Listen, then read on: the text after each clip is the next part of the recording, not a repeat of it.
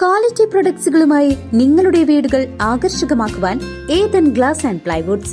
Interior രംഗത്ത് ഉറപ്പിന്റെ കഥ പറയും ഡെൻവുഡിന്റെ ഓതറൈസ്ഡ് ഡീലറായ ഏതനിൽ glass, plywoods, lock and hardware ഐറ്റംസുകളുടെ കമനീയ ശേഖരവുമായി വിശ്വസ്തയോടെ ഉറപ്പിന്റെ പര്യായമായി മേപ്പാടം മെളനാട് റോഡിൽ പ്രവർത്തിക്കുന്ന Ethan glass and plywoods. Tharoor നിയോജകമണ്ഡലം UDF തെരഞ്ഞെടുപ്പ് കൺവെൻഷൻ വികസന വാഗ്ദാനങ്ങളോടെ നടന്നു.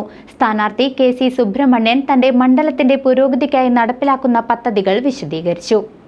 തരൂർ നിയോജക മണ്ഡലത്തിൽ സമഗ്ര വികസനം വാഗ്ദാനം ചെയ്ത് UDF തെരഞ്ഞെടുപ്പ് കൺവെൻഷൻ സംഘടിപ്പിച്ചു.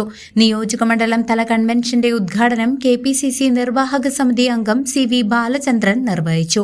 അങ്ങനെയുള്ള മിടുക്കനായ ഒരു സ്ഥാനാർത്ഥി പ്രിയപ്പെട്ട എന്റെ സ്നേഹിതൻ KC സുബ്രഹ്മണ്യൻ ഈ വേദിയിലുണ്ട്. അദ്ദേഹത്തെ പ്രത്യേകം അഭിനന്ദിക്കാൻ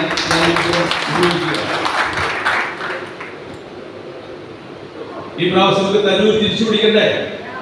എന്ത് ശബ്ദം കുറവാണല്ലോ. വേണം. ഏറ്റവും അനുയോജ്യമായ അവസരം.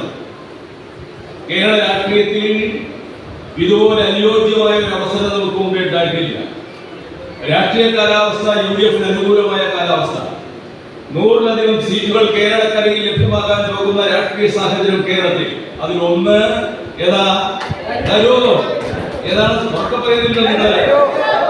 നിങ്ങൾക്കെന്തൊരു ചെറിയ ഒരിതുണ്ടോ? നിങ്ങളൊരു കാര്യം പറയാം. ഭൂമിയും ആകാശവും സൂര്യനും ചന്ദ്രനും ഇതുപോലെ നിലനിൽക്കുമെങ്കിൽ മെയ് മാസം 4-ാം തീയതി വോട്ടെണ്ണിയാൽ പ്രിയപ്പെട്ട C സുബ്രഹ്മണ്യൻ കേരള നിയമസഭയിൽ ഒന്ന് ആഞ്ഞു പിടിച്ചാൽ മതി. 15 ദിവസമായിട്ട് നമ്മുടെ മുമ്പിൽ ഒന്ന് ആഞ്ഞു പിടിക്കുക. ഇവിടെ 3 പഞ്ചായത്തിൽ നമ്മളെടുത്തത് വടക്കാഞ്ചേരിയും പുതുക്കോടും പിന്നെ കുത്തനൂരും 2-3 പഞ്ചായത്തിൽ നമുക്ക് ഒരു സീറ്റിലാണ് നഷ്ടപ്പെട്ടത്. അപ്പൊ ഒപ്പത്തിനൊപ്പം കൂടുതൽ പഞ്ചായത്താണ്, ഒരു നിയോജകമണ്ഡലമാണ്. ആ നിയോജകമണ്ഡലം തിരിച്ചുപിടിക്കാൻ നമുക്കൊരു പ്രയാസവുമില്ല. നമ്മൾ ഐക്യത്തോടുകൂടി ഒരുമിച്ച് ഒറ്റക്കെട്ടായി ഒരു ഇലക്ഷൻ കാലം തയ്യാറാക്കാനുണ്ട്. UDF തരൂർ നിയോജക മണ്ഡലം ചെയർമാൻ P മനോജ് കുമാർ ചടങ്ങിൽ അധ്യക്ഷത വഹിച്ചു. ഒരു വർഷം ഞാൻ MLA ആയി കഴിഞ്ഞാൽ ആദ്യത്തെ ഒരു വർഷം നടപ്പിലാക്കേണ്ട 10 ഗ്യാരണ്ടിയാണ്. അതുപോലെ തന്നെ ഒരു 5 വർഷത്തെ ഡോക്യുമെന്റ് അതിന്റെ പണിപ്പുരയിലാണ്.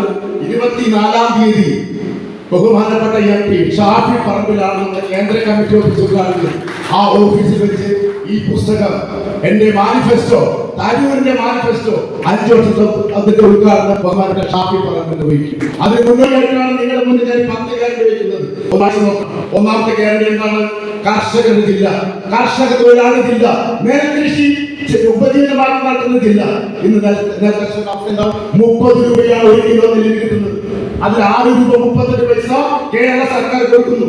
അപ്പൊ കേന്ദ്രം പറയാണ്, ചേട്ടൻ ബാബു പറയാണ്, അനിയൻ നിങ്ങൾ 6 രൂപ 30 പൈസ കൊടുക്കരുത്, നിങ്ങൾ അത് വേറെ നാടുകളിലേക്ക് മാറ്റി മാറ്റണമെന്ന് പറയാണ്. കൊയ്ത് വെച്ച നെല്ല് പാടത്തും നമ്മുടെ കളങ്ങളിലുമായി കെട്ടിക്കിടക്കുകയാണ്. മുൻകാലങ്ങളിൽ ഉമ്മൻചാണ്ടി സർക്കാർ സമയബന്ധിതമായി നെല്ല് എടുത്തിരുന്നു സപ്ലൈകോ മുഖാന്തരം. ഇന്ന് എന്താണ് നടക്കുന്നത്? സപ്ലൈകോ ഉണ്ടോ? ഇന്ന് സപ്ലൈകോ മാറുന്നതുകൊണ്ട്, സർക്കാർ മാറുന്നതുകൊണ്ട് അത് കോപ്പറേറ്റീവ് ബാങ്കുകളെയും സ്വകാര്യ മില്ലിനെ ഏൽപ്പിച്ചിരിക്കുകയാണ്. കോപ്പറേറ്റീവ് ബാങ്കിന് എവിടെയാണ് പൈസ ഉള്ളത്?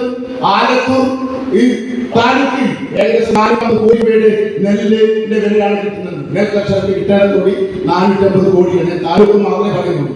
അങ്ങനെ MLA ആയി തെരഞ്ഞെടുക്കപ്പെടുകയാണെങ്കിൽ തരൂർ മണ്ഡലത്തിൽ നടപ്പിലാക്കാൻ ഉദ്ദേശിക്കുന്ന വിവിധ വികസന പദ്ധതികളെക്കുറിച്ചും പുരോഗമന പ്രവർത്തനങ്ങളെക്കുറിച്ചും UDF സ്ഥാനാർത്ഥി KC സുബ്രഹ്മണ്യൻ വിശദീകരിച്ചു.